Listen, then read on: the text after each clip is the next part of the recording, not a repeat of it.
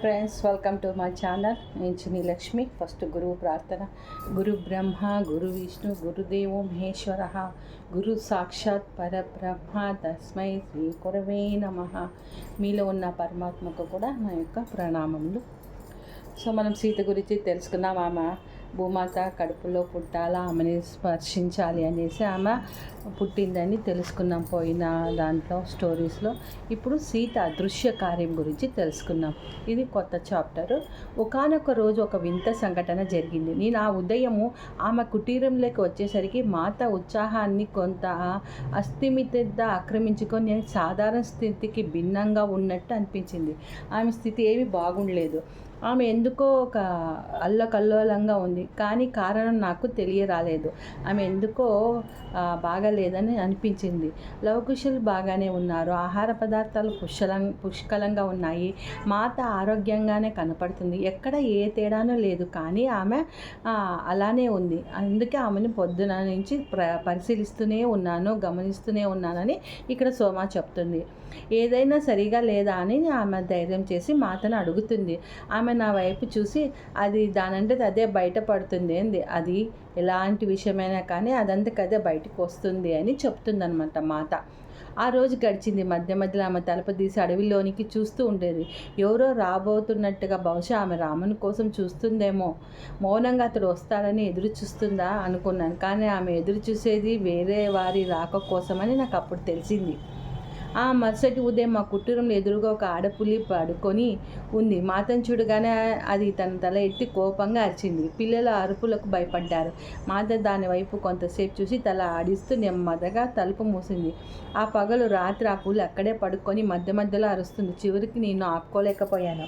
బహుశా అది గాయపడి ఉంటుంది. నిజంగానే అలా జరిగితే మాత తప్పకుండా సపర్యాలు చేసేదని తెలిసినా అడిగాను. అది గాయపడింది నిజమైతే ఆ గాయం శరీరానికి కాదు, హృదయానికి అంది మాత. అంటే అది శరీరంతో గాయపడలేదు, మనసుకు కూడా గాయపడింది అనేసి చెప్తోంది పులి యొక్క. దాని సమస్య ఏమిటో మీకు తెలుసా? మాత తల ఊపి నేను ఆమె దగ్గరికి వెళ్తాను, కానీ ఇప్పుడే కాదు. ఆమె తన ఘోరమైన తప్పిదాన్ని తెలుసుకోవాలి. రెండో రోజు కూడా పూర్తిగా గడిచింది, కానీ ఆడపుల్లి కదలలేదు. మూడవ రోజు ఉదయం మాత దాని వద్దకు వెళ్ళింది. నేను మాత ఆమె ముందుకు వంగి కూర్చొని ఉండగా ఆడపిల్ల ఆమె ఒడిలో తల పెట్టుకోవడం చూశాను. మాత దాని తలనేమిరి నువ్వు చేసింది తప్పు అని అంది. తర్వాత దాని తల ఎత్తి సూటిగా కళ్ళలోకి చూస్తే, ఇప్పుడు నీ పిల్లల్ని తీసుకొని దట్టమైన అడవులోకి వెళ్ళి మానవ ఆవాసాలకు దూరంగా ఉండు. వారిప్పుడు నిన్ను వేటాడతారు కనుక గబగబా అడవిలోకి వెళ్ళని పులికి చెప్తుందన్నమాట మాత ఆ మాటలు వింటూ ఉండగానే అడవి అంచిన చెట్లు దాటును తాగిన 3 పులి పిల్లలు బయటికి వచ్చాయి. అవి మాత వద్దకు వచ్చాయి. ఆమె వాటిని మీరు సురక్షితంగా ఉంటారు అని దీవించింది. ఆమె వెళ్ళిపోయిన తర్వాత నేను మాతను ఏమైందో చెప్పమని ఆమె నిట్టూరిస్తూ ఇలా అంది. ఒక వేటగాడు ఆ పులి పిల్లలలో పెద్దదాన్ని చంపాడు. తీవ్రమైన కోపంతో అది గ్రామంలోకి వెళ్ళి ఒక చిన్న పిల్లవాడిని చంపింది. ఇప్పుడు గ్రామస్తులు దానికోసం వెంటాడుతున్నారు. ఆ విధంగా మనిషికి ప్రకృతికి మధ్య యుద్ధం మొదలైంది అని చెప్తుందన్నమాట. అందుకే విచారంగా ఇంకా కొనసాగిస్తూ నేను వెళ్ళి ఆ కుటుంబాన్ని చూడాలి. సోమా, మనం వంట చేద్దాం పద అంటే ఆమె వంటశాలలోకి వెళ్ళి పెద్ద కుండలో ఆహారం తయారు చేయడం మొదలుపెట్టింది. మధ్యలో ఒక్కసారిగా నాతో పాటు హనుమ ఉండాలి, హనుమ రథం అని పదే పదే అంది. ఆ రోజు ఉదయం అంతా మేము ఆహారం వండుతూనే ఉన్నాం. ఆ మాటలు ఆమె అంటూనే ఉంది. మధ్యాహ్నం అయ్యేసరికి రథం రావడం, దాని నుంచి హనుమంతుడు దిగటం నేను చూశాను. అంతా మామూలుగా ఉండి ఏమి జరిగినట్టు ఆయన మమ్మల్ని పలకరించాడు. మాత, అమ్మయ్య నువ్వు వచ్చావా, నేను దుస్తులు మార్చుకొని వస్తానంది. వెళ్దామంది. మాత, నీకు నా పిలుపు వినపడింది, కానీ మనం ఇప్పుడు ఎక్కడికి వెళ్తున్నామని అడిగాడు. చూద్దామంటూ ఆమె కుటీరంలోకి వెళ్ళి తన రాజా వస్త్రాలు తీసింది. నేను వాటిలో ధరించడం సహాయం చేసి ఇదంతా ఏమిటి అని అడిగాను. వారికి తమ రాణిని దర్శించడం ఎంతో అర్థవంతంగా ఉంటుంది, ఎవరికి మరింత అర్థవంతంగా ఉండేది అని నేను అయోమయంలో పడ్డాను. ఆమె అయోధ్యకి వెళ్ళబోతుందేమోనని ఆమె దానికేమీ బదులు చెప్పకుండా వండిన ఆహారాన్ని రథం వద్దకు చేర్చమని చెప్పింది. నన్ను పిల్లలతో ఉండమంది. హనుమ ఆమె బయలుదేరి వెళ్ళారు. మిగిలిన కథ వాళ్ళు వచ్చిన తర్వాతే హనుమ ద్వారా తెలుసుకున్నాను. వాళ్ళు ఒక్కరొక్కరు ఊరు దాటుకుంటూ మాత ఇదే అనుకుంటానని చెప్పే వరకు వెళ్ళారు. వారు రథం దిగేసరికి విచారంలో మునిగి ఉన్న ఒక గ్రామాన్ని చూశారు. మాత హనుమంతుని ఆహార పాత్ర తెమ్మని చెప్పి ఒక ఇంట్లో ఏడుస్తున్న తల్లి కనపడే వరకు ఇంటింటికి తిరిగారు. అక్కడ మాత హనుమంతుడితో మెల్లిగా ఒక వేటగాడు పిల్లిని చంపగా ఆ పులి కోపంతో ఈ స్త్రీ కొడుకుని చంపింది. ఇప్పుడు ఆ గ్రామస్తులు ఆ పులిని వేటాడుతూ నేను దానిని ఆపాలి అని చెప్పింది. మాత ఆ గుడిసె తలుపు ముందు వారు పిలవటం కోసం ఎదురు చూస్తూ నిలబడింది. అప్పుడు ఆ కుమారులలో కోల్పోయిన స్త్రీ వేదన అంతా మాత మకంలో ప్రతిఫలించిందని హనుమంతుడు నాతో చెప్పాడు. ఆమె భర్త తమ తలుపు వద్ద నిలబడి ఉన్న మహారాణి అని గుర్తించి గబగబా వచ్చి మాత పాదాలపై పడి క్షమాపణ కోరాడు. మేము మా చిన్న కుమారుని కోల్పోయాం, మిమ్మల్ని సాధారణంగా ఆహ్వానించలేనందుకు మన్నించండి మహారాణి అని చెప్తాడనమాట. నేను ఈ సంఘటన తర్వాత విని కొంత ఆహారం తెచ్చాను, నన్ను మీ భార్య వద్దకు తీసుకువెళ్ళండి అంది. ఆమె హనుమను మాతను లోనికి పిలిచాడు. హనుమ ఆహారపు పాత్ర తేగా మాత దానిని ఏడుస్తున్న తల్లి ప్రక్కన ఉంచింది. తన ముందు ఉన్నది ఆ మహారాణి అని గమనించినప్పుడు నీ కన్నీళ్లు తుడిచి మిమ్మల్ని ఆహ్వానించినందుకు మన్నించండి అని కూడా చెప్తుందన్నమాట. మాత ఆమె వైపు కరుణతో చూసి నీ బాధ నేను పోగొట్టలేనిది, నేను కూడా ఒక తల్లిని, అందుకే నేను హృదయంలో లోతుగా తగిలిన గాయాన్ని తెలుసుకోగలిగాను. కానీ నీకోసం నేను స్వయంగా వండే ఆహారం తెచ్చాను, స్వీకరించు, అప్పుడు కాస్త తేలిక పడతావు అంటూ మాత ఆమెకి కొన్ని ప్రత్యేక మూలికలను ఉద్రేకాన్ని ఉపశమింపజేసేవి కూడా వేసింది. ఆమెకు ఆహారం వడ్డించక ఆమె తిని 4 రోజులుగా నిద్ర లేకపోవటంతో చూస్తుండగానే ఆమె నిద్రపోయిందంట.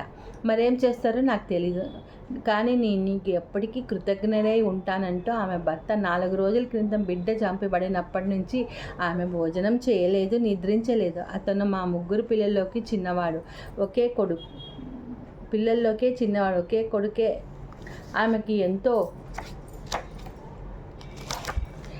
ప్రియమైన వాడు. మాత విచారంతో ఆ మాటలు తర్వాత అతను రాత్రి మీరు ఎక్కడ ఉంటారు మహారాణి అని అడిగాడు. మాత దాని గురించి ఆలోచించలేదు. వారు ఆశ్రమం నుంచి చాలా దూరం వచ్చేసారు. చీకటి సీత హనుమంతుడి వైపు చూసింది. వెళ్ళగలమా అంటూ, కానీ అతను తల్లాడి ఉదయం వరకు నేను ఉండటం మేలను అడిగిన ప్రశ్నకు బదులిచ్చాడు హనుమంతుడు. మీరు అనుమతి ఇస్తే గ్రామ పెద్ద వద్ద మీరు ఉండటానికి ఏర్పాటు చేస్తాను అన్నాడు గబగబా. మిమ్మల్ని తేలికపరచడానికి వచ్చాం వదిలిచ్చింది మాత సున్నితంగా. మా సౌకర్యం గురించి నువ్వు విచారించవద్దు, అయితే నీ భార్యని ఈ స్థితిలో వదిలి వెళ్ళడానికి నేను సంకోచిస్తాను. సరే, మనం ఈ రాత్రి ఇక్కడే ఉండి ఆమె మెలక వచ్చినప్పుడు ఆమెతో మాట్లాడవచ్చు అంటూ తలుపు వైపు తిరగగా గ్రామస్తులు తొంగి చూడడం కనపడింది. వారందరూ మహారాణిని చూడడానికి వచ్చారు. ఆమె తలుపు వద్దకు వెళ్ళగానే ఆమె వెళ్ళడానికి దారిచ్చి ఒక్కొక్కరు వంగి ఆమె పాదాలకు నమస్కరిస్తున్నారు. వారు ఎంతో మర్యాదంగా గౌరవంగాను ఉన్నారు. మెల్లగా అన్నాడు హనుమంతుడు నాతో.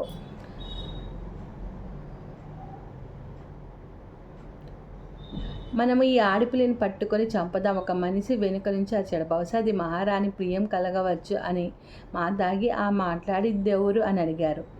గ్రామ పెద్దల కనిసొత్తిగా ఒక వ్యక్తి గుంపు మధ్యలో నుండి నిలబడి చూసింది. మీరు ఆ విధంగా చేస్తే మరింత హింసను కొనసాగుతుంది, ఆ చంపటం ఇంకా ఆపండి. గుంపు మౌనం వహించింది. కానీ మహారాణి, ఇప్పుడు మేము ఆ క్రూర జంతువుని చంపకపోతే అది మళ్ళీ చంపుతుంది. నేను ఆడపులిని కలుసుకున్నాను మాత అంది. ఒక వేటగాడు దాన్ని పిల్లని చంపాడు. ఆ కోపంతో అది ప్రతీకారాన్ని పెంచుకొని ఒక అమాయకపుడు బాలుని చంపింది. నేను దాన్ని కీకారణ్యంలోకి పంపి వేశాను, అది మళ్ళీ చంపదు. దాన్ని అలా ఉండనివ్వండి. మీరందరూ బాధపడ్డారు. ఆ మనిషి బదులు పలకలేదు. మాత హనుమంతుడు ఆ రాత్రి గడపడానికి అనువైన స్థలం కోసం వెతుకుతూ ఉన్నారు. ఉదయాన్నే మాత తన సంఘం నిద్రలలో నుంచి మేల్కొని రాగానే నిన్ను మాట్లాడిన వ్యక్తి నాయకుల్లో కొందరు గ్రామ పెద్దలను చూసింది. వారందరూ ఆ పులిని వెతకడానికి వెళ్ళేందుకు సిద్ధంగా ఉన్నారు. మాత వారి వద్దకు వెళ్ళి బ్రతిమాలింది, కానీ వారు వేటకి వెళ్ళి తీరాల్సిందే అనింది. మన్నించండి మహారాణి, మేము ఎంతో బాధకు గురి అయ్యామో మీకు తెలుసు. గ్రామంలో ఇంకో బిడ్డని పోగొట్టుకోవడానికి మేము సిద్ధంగా లేదు. మాత వారికి ఏం చెప్పాలని ఆలోచిస్తూ నిలబడి ఉండగా గ్రామ స్త్రీలు వలయంగా వారిని చుట్టుముట్టారు. ఏమిటిది అడిగారు పెద్దలు. మమ్మల్ని ఓదార్చడానికి మన మహారాణి అంత దూరం నుంచి వచ్చారు. ఆమె అభ్యర్థన మీరు త్రోసపుచ్చడాన్ని మేము అనుమతించాం. మేము మిమ్మల్ని ఇక్కడి నుండి కదలనివ్వం. ఇటువైపు వారు స్త్రీలు కానీ పురుషులు కానీ కదలలేదు. హఠాత్తుగా పిల్లవాడు కోల్పోయిన ఆ స్త్రీ గుడిసె నుండి బయటికి రావడం చూసింది. ఆమె కలలో నడుస్తున్నట్టుగా వచ్చి మాత పాదాలపై పడింది. ఆ మాత ఆమె సున్నితంగా లేవనెత్తి నెమ్మదిగా, నువ్వు అతన్ని చూసావు కదా, రాత్రి కలలో నీ కుమారుడు నీ వద్దకు వచ్చాడు అవునా? ఆమె తలొప్పింది. అతడు ఏమి చెప్పాడు? నీ ప్రియమైన కుమారుని చెప్పిందంట ఆ గ్రామస్తులకు చెప్పు అని చెప్పిందనమాట. సో సీతామాత అన్నీ ముందే తెలుసు కాబట్టి ఎలా నడిపించాలో అన్నీ ముందే తెలుసు అనుకుంటా. అందుకే రాత్రి కుమారుడు కలలోకి వచ్చాడు. ఆమె ఏం చెప్పాడో చూద్దాం. అతను నన్ను ఇంకెప్పుడు ఏడవద్దు అని చెప్పాడు. అంతేకాదు ఆ ఆడపులి చంపవద్దనని కోరాడు. అది కూడా తన బిడ్డను పోగొట్టుకుంది అని కన్నీళ్లతో చెప్పింది. ఎవరు ఏమీ మాట్లాడలేకపోయారు. చివరిగా పెద్దల వైపు తిరుగుతూ బతిమాలితూ, మహారాణిని ధిక్కరించవద్దు, నా కుమారుడు కోసం మిమ్మల్ని ప్రార్థిస్తున్నానని ఆ యువతి చెప్తుందన్నమాట. గుంపు నెమ్మదిగా చెదిరి ఎవరి గుడిసెలకు వారు వెళ్ళారు. వారు వెళ్ళిపోయే ముందు మాత వారితో, ఈ అరణ్యంలో శాంతి కొనసాగాలంటే మీ జీవనానికి అవసరమైన దానికంటే ఎక్కువ తీసుకోవద్దు అని చెప్పింది. మహారాణి, అడవి ధ్వంసం చేసినది మేము కాదు, అయోధ్య నగరం నుంచి వస్తున్నారు. ఆహారం కోసం వేటాడటం కాక ఉల్లాసం కోసం వేటాడుతున్నారు. ఆ పరిమాణాలు మేము అనుభవిస్తున్నాం. వాటిని ఎలా ఆపాలో మాకు తెలియదు అన్నాడు గ్రామ పెద్ద ఆమెతో. ఆమె ఆశ్చర్యపోతూ ఓదార్పుగా చూసింది. ఇది ఒక కొత్త పరిమాణము. ఆమె అంతకు మించి ముందు విని ఉండదు. ఏం చేయాలో నేను చూస్తాననింది ఆమె సెలవు తీసుకొని ముందు ఆ తల్లిని హత్తుకొని ఆమెతో, కొన్ని ఏండ్లో నీకు మరొక కొడుకు వస్తాడు. అతను నువ్వు పోగొట్టుకున్న వాని స్థానాన్ని భర్తీ చేయడు. బిడ్డ అనేది భర్తీ చేయగలని ఇది కాదు, కానీ అతడు నీ జీవితంలోనికి ఆనందాన్ని తిరిగి తెస్తాడు. నువ్వు కోల్పోయిన కుమారుడు మరొక నూతన జన్మలోకి తన ప్రయాణాన్ని కొనసాగిస్తాడు. నీ కన్నీరు అతనిని వెనుకకు లాగుతుంది, అయితే నీ ప్రేమ అతని ముందుకు సాగనిస్తుంది. అతని అమితమైన ప్రేమతో సాగనంపు. అది ఒక తల్లి తన బిడ్డల ప్రయాణంలో తోడ్పడుతూ పోషించవలసిన పాత్ర. ఆ స్త్రీ తల ఊపి మాతకు గాఢ కృతజ్ఞతలను తెలిపింది. వెంటనే మాత హనుమ సెలవు తీసుకున్నారు. రథం ఎక్కుపోయే ముందు హనుమంతుడు మాతను, మీరు ఆ బాలుని దివ్యలోకంలో కన్నుకున్నారు కదా అని అడిగాడు. అతని తప్పిపోయాడు, జీవితంలో తిరిగి రాలేకపోతున్నాడు. తన తల్లి కన్నీటితో వెనక్కి లాగబడి ముందుకు వెళ్ళలేకపోతున్నాడు. నేను అతని ఆమె వద్దకు వెళ్ళి ఆమె బాధని తొలగించమని చెప్పాను. దానివల్ల అతను స్వేచ్ఛగా ముందుకు వెళ్ళగలడు. అంతేకాక తను చంపిన ఆడపులి రక్షించగలడేమో చూడమన్నాను. అతను అంగీకరించాడు. అతను కూడా ఒకానొక వివేకాత్మ, తిరిగి మంచి జన్మ తీసుకుంటాడు అని సీత హనుమంతుడితో చెప్పుతుంది. మాత తిరిగి వచ్చేసరికి గాఢ నిశ్శబ్దం అలుముకుంది. దాంతో నేను ఏ ప్రశ్నలు అడగలేదు. ఆ సాయంత్రం కూడా ఆ సౌకర్యపు భావన కొనసాగింది. పిల్లలకు భోజనం పెట్టిన వెంటనే తను తీసుకువెళ్ళి పడుకోబెట్టమంది. ఆ రాత్రి నిద్రపోలేదు. ఆమె ఏదో విషయం ఆలోచిస్తున్నట్టుంది. నేను ప్రొద్దున్నే లేచి ఆమె కుటీరంలోకి వెళ్ళేసరికి ఆమె లేదు. హనుమ ద్వారం వద్ద ఉన్నాడు. నేను అతని వద్దకు వెళ్ళి గబగబా వెళ్ళి మాతని చూసావా అని అడిగాను. అతను తన వేళ్ళు అడవి వైపు చూపించాడు. అక్కడ మాత ఒక చెట్టు కింద ధ్యాన స్థితిలో కూర్చొనింది. ఆమె బయటికి ఎప్పుడు వచ్చింది అని అడిగాడు నేను. అర్ధరాత్రి నేను బయట నిద్రిస్తుండగా ఆమె కుటీరాన్ని వదిలి అడవిలోకి వెళ్ళడం చూశాను. నేను ఇక్కడ ఉండి ఆమెని గమనిద్దామని అనుకున్నాను. నేను ఏం జరిగింది హనుమ? ఆమె వచ్చేసరికి ఆలోచనలో ఉన్నట్టుంది. అప్పుడు హనుమంతుడు నాకు జరిగిందంతా చెప్పాడు. తిరిగి వచ్చేటప్పుడు ఆమె నాతో ఎక్కువ మాట్లాడలేదు. రాబోయే దానిని గురించి చూసిందని తాను చూసింది తప్ప అని చెప్పాడు. క్రితం రోజు విషయాలు జ్ఞాపకం చేసుకుంటూ మనిషికి మిగతా ప్రకృతికి మధ్య వేర్పాటు పెరుగుతున్నది. దానివల్ల మిగిలిన జీవరాశులు ప్రమాదంలో పడుతున్నాయి. ఆమె ఇది చూసింది. రాబోయే వినాశాన్ని, బాధను చూసింది అంటూ కొనసాగిస్తూ, నువ్వు చేయవలసిన వాటి పట్ల జాగ్రత్తగా సోమ. నేను ఇక్కడే ఉండి ఆమె ధ్యాన స్థితి నుండి బయటకు వచ్చే వరకు ఇలానే ఉంటానని చెప్తానన్నమాట. మాత రోజుల పాటు ధ్యానంలోనే ఉంది. నేను ఎందుకు ఇలా ఉంది అనుకుంటూ హనుమానును అయోధ్యకు వెళ్ళి శ్రీరాముడు ఆమె ధ్యానస్థితి గురించి తెలియజేస్తావా అన్నాను. ఆయన ఇప్పటికీ ఆమెతోనే ఉన్నాడు అన్నాడు తేలిక. నువ్వేమంటున్నా? ఆయన వచ్చారని నా శ్రీరాముని జాడ కోసం చుట్టూ చూశాను. హనుమంతుడు నవ్వాడు. మొట్టమొదటి రోజు ఆమె ధ్యానంలోకి వెళ్ళిన కొంచెం సేపటికే ఆయన రావడం నేను చూశాను. ఆమె ఆయనని పిలిచింది. ఆయనే ఏమని పిలిచాడో నాకు తెలియదు. కానీ ఆయన ఆమె దగ్గరికి వెళ్ళి నడిచి ఆమె చేతిని పట్టుకొని శరీరం నుంచి బయటికి లేపాడు. వారిద్దరూ అడవిలోకి వెళ్ళటం నేను చూశాను. నేను కూడా వారిని అనుసరించపోగా మాత వద్దని వారించింది. అప్పుడు వారు ఎక్కడికి వెళ్తున్నారు? దారిలోని ప్రతి భాగాన్ని ఆశీర్వదిస్తూ తమ వనవాసంలో వారు ప్రయాణం చేసిన భాగాలన్నింటినీ కలుస్తూ నడుస్తూ, అంతేకాక విదేశీ భాగాల్లోని భూమిపైన సుదూర ప్రాంతాలలో ప్రయాణిస్తున్నారు. అక్కడ పొలాలు కానీ, అడవులు కానీ, నది కానీ, సముద్రాలు కానీ, పర్వతాలు కానీ, భూమి కానీ సీతారాముల పాదముద్రలతో ఆశీర్వదించబడిన ప్రాంతం ఉండకూడదు. వారు తమ ప్రేమని భూమిపైన ప్రతి అణువులోనూ చూపిస్తున్నారు. వారు వదిలి వెళ్ళే బహుమతి అదే. ముందున్నదేదో మాత చూసింది కనుక వారిలా చేస్తున్నారు. హనుమాన్ మాట్లాడేటప్పుడు గొప్ప ప్రేమ భక్తులు తొలగిసలాడాయి. వారి ఈ భూమిని వదిలేటప్పుడు వారి పాదముద్రలు ఎక్కడికి తీసుకువెళ్ళతాయో అక్కడికి వెళ్తారు. భూమాత శరీరంపై వారు వదిలే ప్రతి ముద్రకు నేను సాగలపడతాను. కానీ నాకేం అర్థం కాదు. మాతే అక్కడే కూర్చొని ఉంది. ఆమె భూమిని ఎలా చుట్టి రాగలదు అని నేను కొనగాను. ఆయన నవ్వాడు. అయోధ్యలో కూడా ఆయన ధ్యానపు గదిలోకి తాళం వేశాడు. అయినా నేను వారిద్దరినీ వారి భౌతిక శరీరంతో సెలవు తీసుకోవడం చూశాను. అది శ్రీరాముడు సీతామాతల మర్మం. వారు తమ భౌతిక రూపాలకు కట్టుబడి లేరు. అవసరమైతే ఒకేసారి వారు అనేక రూపాలను ధరించగలరు అని హనుమంతుడు చెప్తుంటాడు అనమాట.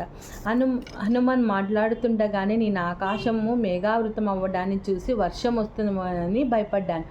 అప్పటికి ఇంకా వేసవి ఉండేది. కానీ నేల బీటలు వాడడం వల్ల వర్షం కోసం ఎదురు చూస్తున్నాం. హనుమ వాటి రాకని గమనించి, వద్దు ఇంద్రదేవ, మాత శరీరానికి హాని కలిగించవద్దని అడగగానే వెంటనే మేఘాలు అదృశ్యమయ్యాయి. ఎంత శక్తి ఉంది కదా హనుమంతుడికి. హనుమంతుడు వేడుకుంటేనే మేఘాలన్నీ పోయేసినాయి అన్నమాట. ఆ నీటి కోసం వృక్షాలు, జంతువులు ఎంతో కాలంగా ఎదురు చూస్తాయి. మనం దాన్ని ఆలస్యం చేయడం మాతకి ఇష్టం ఉండదు. మనం ఏం చేద్దామని నేను అడిగాను. ఆయన తల ఊపి, నువ్వు చెప్పింది నిజమే సోమ. ప్రకృతి చర్యల్లో కలగజేసుకోవడం ఆమె ఇష్టపడిన మాట నిజమే, కానీ నేను దాని గురించి ఆలోచిస్తాను. వెంటనే పెద్ద వాన కురిసింది. అయితే మాత కానీ ఆమె చుట్టూ ప్రదేశం కానీ పూర్తిగా పొడిగా ఉన్నది. ఒక్క చుక్క కూడా అక్కడ నీరు పడలేదంట. అప్పుడు నేను హనుమాన్ యొక్క గొప్ప శక్తుల గురించి తెలుసుకున్నాను. సో ఆమె కూర్చుండే ఉన్న ప్రదేశం అంతా వాటరు పడలేదు, అంటే వర్షం రాలేదు, అంత శక్తి ఉంది. ఎన్నో రోజుల తర్వాత మాత తిరిగి సృహలోకి వచ్చింది. నేను చెప్పలేను, కానీ ఆమె మేల్కొనేసరికి ఆమె చుట్టూ అద్భుతమైన కాంతి ప్రకాశిస్తుంది. ప్రతిరోజు ఆమె దగ్గర పండ్ల బుట్ట, నీరు ఉంచేదాన్ని. ప్రతి సాయంత్రం జంతువులు వచ్చి వాటిని స్వీకరించేది. అది చూసి మాత ఎంతో సంతోషిస్తుంది అనుకోవడం కాక ఆమె ఆరోగ్యం గురించి కూడా విచారించేదాన్ని. ఆమె ధ్యాన స్థితి నుంచి లేచి కుటీరంలోకి వచ్చేటప్పుడు ఆమె శరీరం స్థిరంగా దృఢంగా ఉండేది. ఆమె రోజు తింటూ తాగుతూ ఉన్నట్టుగా గమనించాను. ఇన్ని రోజులు ఉపవాసం తర్వాత ఆమె కొంచెం కూడా బలహీన పడలేదు. ఆమె చూడగా నేను, మాత కొంచెం ఆహారం తయారు చేయనివ్వండి అని అన్నాను. ఆమె నవ్వింది. నేను బాగానే తిన్నాను. నా ముఖంలో సందిగ్ధం చూసి ఆమె, మేము ఎక్కడికి వెళ్ళినా ప్రజలు రుచికరమైన ప్రత్యేకమైన పదార్థాలు పెట్టారు. ప్రపంచంలోని అన్ని భాగాల నుంచి ఆహారాన్ని రుచి చూశాను. దాంతో ఎంతో మంచితనము, వన సంరక్షణ, జంతు వృక్ష జీవరాశుల యొక్క సంరక్షణ ఉంది. ఇప్పుడు నేను ఇక్కడ జీవాన్ని రక్షించి శ్రద్ధ చూపేవారు ఎప్పుడు ఉన్నారని ఇప్పుడు నేను తెలుసుకున్నాను చెప్పి ఆమె ఏమీ విచారించలేదు. బహుశా హనుమంతుడు నాకు ముందే చెప్పి ఉంటాడని భావించి ఉంటుంది. ఆమె పిల్లల గురించి అడిగింది. భూమి చుట్టూ మాత ప్రయాణించిన తర్వాత కొద్ది రోజులనే అంతా సర్దుకున్నది. కొన్ని వారాల తర్వాత శ్రీరాముడు వచ్చాడు. రాత్రి భోజనం సమయంలో పులిచేత చంపబడ్డ పిల్లవాని కుటుంబాన్ని దర్శించినందుకు కృతజ్ఞతలు చెప్పాడు. ఆ వార్త రాజ్యమంతా వ్యాపించింది. ప్రతి పౌరుడు ఆమె శ్రద్ధగా చూడబడిందని భావించారు. వారిని పట్టించుకోవడం అంటే మనం పట్టించుకోబడుతున్నాం. నువ్వు ఈ ఉదాహరణ నెలకొల్పావి. ఆ తల్లికి నువ్వు అద్భుతమైన బహుమతి ఇచ్చావు. తన బిడ్డను కోల్పోయిన తల్లికి ఓదార్పు ఇవ్వడం కంటే మిగిలినది ఏమీ లేదని చెప్తుంది. కానీ నువ్వు ఒక పని చేయాలి. సీత సలోచంగా, వీటన్నింటికీ కారణం అయోధ్య నుంచి వచ్చిన వేటగాడు బుద్ధి లేకుండా పులి పిల్లని చంపటం, ముందు దానిని పట్టుకోవాలని ప్రయత్నించడం.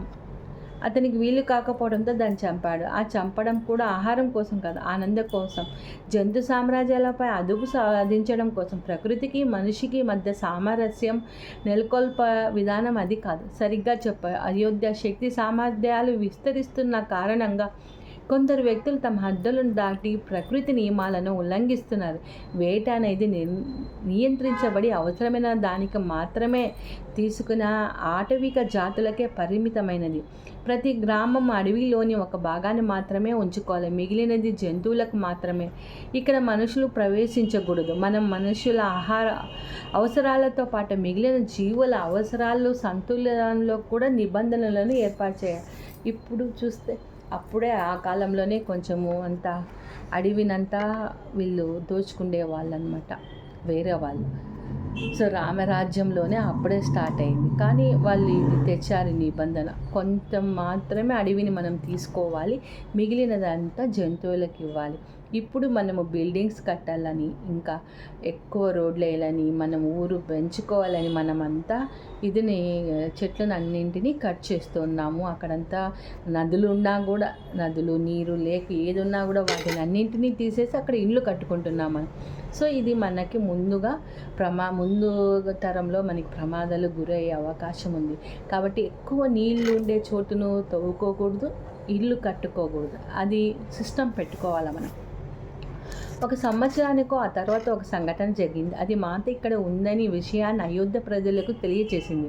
లవకుశులు ఇప్పుడు ఎక్కువ సమయాన్ని ఆశ్రమంలో విద్యాభ్యాసంలో గడుపుతుంది. దానివల్ల మేము చాలా తీరికగా ఉన్నాము. ఒకానొక సాయంత్రం మాత అరణ్యంలో నుంచి ఔషధ మొక్కలు సేకరించి తిరిగి వస్తుండగా ఆశ్రమ బోధకుల్లో ఒకరు పరిగెత్తుకుంటూ రొప్పుతూ భయపడుతూ మా కుటీరంకి వచ్చాడు.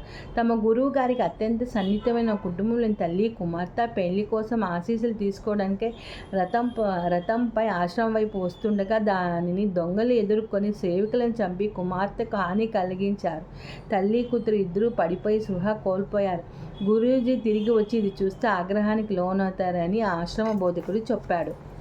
వారు ఎక్కడ ఉన్నారో నా దగ్గరికి వెంటనే తీసుకొని రండి అని నొక్కి చెప్పింది మాత. తల్లి కూతుర్ని కుటీరం వద్దకు మోసుకొచ్చారు. కుమార్తె దుస్తులు చిరిగిపోయి ఉన్నాయి. ఆమె నుంచి రక్తం కారుతుంది. శ్వాస మందగించింది. అసాధారణంగా ఉంది. ఆమె బ్రతికుతుందని భయపడ్డాను.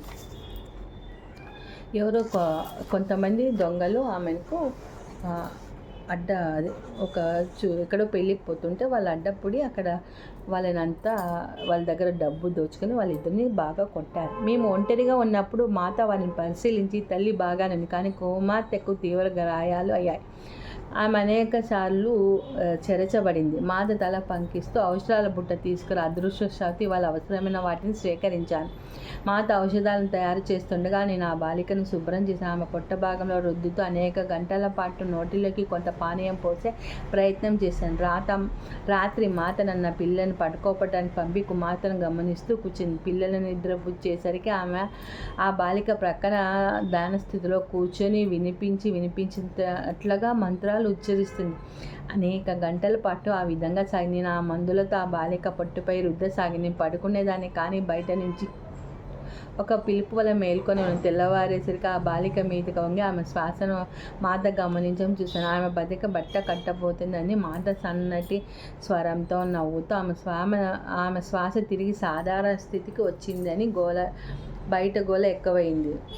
మాత ఒక వింత వ్యక్తీకరణతో బిగ్గరగా అరుస్తూ లేదు అంది. ఏమో జరుగుతుందో అని తెలిపే లోపల ఆమె వెళ్ళింది. ఆమె మెరుపులాగా, గాలి తరంగంలాగా ఒక క్షణంలో ఆ బాలిక పక్కన ఆ కుటీరంలో కూర్చొని ఆమె మరుక్షణంలో బయట ఉంది. నేను తలుపు వద్దకు పరిగెత్తుకు వెళ్ళి నేల మీద పడింది. ఇద్దరు మనుషులను ఎదురుగా వారిని రక్షిస్తూ నిలబడి ఉండడం చూశాను. గురూజీ ఆమె ముందు చేయి ఎత్తి శపించబోతున్నట్టుగా నిలబడ్డారు. నేను మాత స్వరం విన్నాను. అయితే అది ఆమె భౌతిక శరీరం నుంచి వచ్చినట్లు లేదు. అది ఆకాశం నుంచి, భూమి నుంచి, ఈ వృక్షాల నుంచి, ప్రతి జీవ చైతన్యం నుంచి వచ్చినట్లుగా లేదు. అది శాపాలు అంతరించే సమయం అని వచ్చింది. నేను గురించి అక్కడ స్థానంలో కదలకుండా బిగుసిపోయి ఉన్నాము. అప్పుడు వస్తున్న శ్రీరాముని కూడా చూశాను. కొన్ని క్షణాల తర్వాత గురూజీ తన చేతిని దించాడు. అది నేను తెలుసుకునే లోపే మాత కుటీరంలోకి వెళ్ళి కిటికీ దగ్గర నా వైపు వీపు పెట్టి నిలబడింది. ఆమె శరీరంతో గొప్ప శక్తితో వణుకుతూ ప్రకంపిస్తుంది. ఆమె శరీరం నుంచి వెలువడుతున్న శక్తి ఎంత తీవ్రంగా ఉందంటే ఆమెను కనీసం చేరుకోలేకపోయినంత. దాదాపు అరగంట తర్వాత శ్రీరాముడి కుటీరంలోకి వచ్చాడు. నేను ఆమె వద్ద ఉండాలో లేదో నాకు తెలియలేదు. ఏం జరుగుతుందో నాకు అర్థం కాలేదు. కానీ ఆ బాలికను రక్షిస్తూ ఉండాలని తెలిసి ఆమె పక్కనే ఉన్నాను. శ్రీరాముడు తలుపు దగ్గర కొన్ని నిమిషాలు నిలబడ్డాడు. మాత తిరిగి చూడలేదు, పలకరించలేదు. జరిగినది ఆమెను భయంకరంగా కల్లోలపరిచింది. ఆమె శరీరంలో విద్యుత్ ప్రవాహాలు ప్రవహిస్తున్నట్టుగా వణికింది. ఆమె ఆ శక్తిని ఆహ్వానించింది. ఆ తల్లి కూతుళ్ళు ఎలా ఉన్నారు? శ్రీరాముడు ప్రశాంతంగా అడిగాడు. తల్లికి పర్వాలేదు, తల మీద చిన్న గాయం మాత్రం. కుమార్తె తీవ్రంగా గాయపడింది, కానీ కోలుకుంటుంది. నేను బదులిచ్చాను.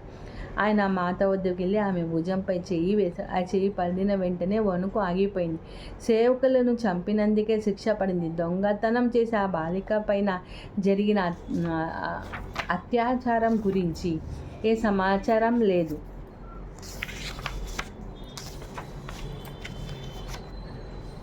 నేను ఆ ముఖంపై కదలాడిన ఇబ్బంది చూడగలను. ఆయన కొనసాగిస్తూ, నువ్వు చేసింది సరైనది. ఇంతకుముందు కారణ పరిమాణాలు నియమాలను అమలు పరచడానికి న్యాయం కోసం శాపాలు అవసరమయ్యేవి. కానీ సీత, ఇప్పుడు శాపాల సమయం ముగిసిపోయింది. నువ్వు చెప్పింది సత్యం.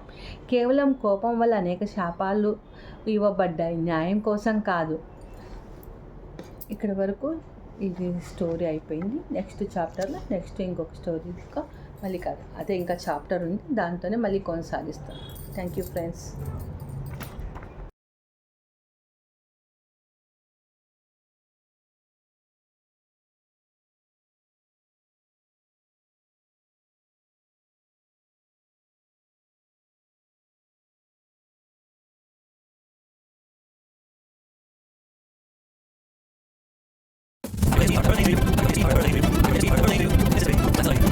Birthday to you, Laku.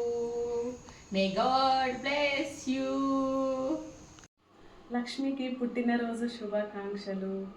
నీ జీవితంలో సంతోషాలు, ఆనందాలు మరియు విజయాలు ఎల్లకాలం ఉండాలని కోరుకుంటున్నాను.